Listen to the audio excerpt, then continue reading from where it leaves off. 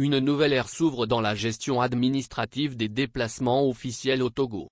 Dans une circulaire en date du 30 mai 2025, signée par Ablame Bao et Fad Johnson, secrétaire général de la présidence du Conseil, le gouvernement annonce un changement majeur: toute demande de mission à l'étranger, de sortie du territoire national ou de passeport de service devra désormais être soumise à l'approbation du président du Conseil.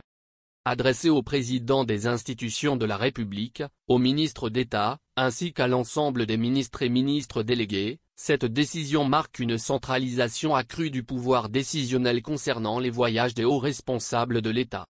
La circulaire s'appuie sur l'article 50 de la nouvelle constitution togolaise, promulguée le 6 mai 2024, qui renforce considérablement les prérogatives du président du Conseil.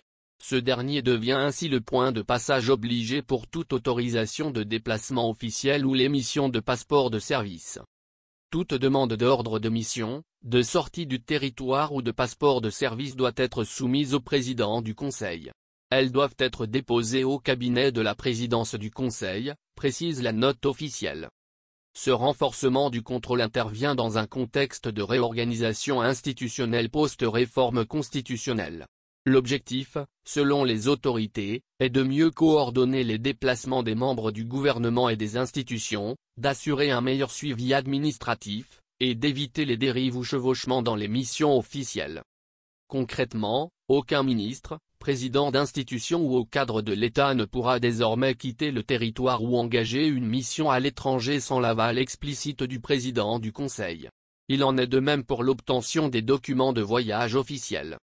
Cette nouvelle directive contraint les ministères et institutions à réajuster leurs procédures internes pour s'aligner sur cette exigence désormais réglementaire.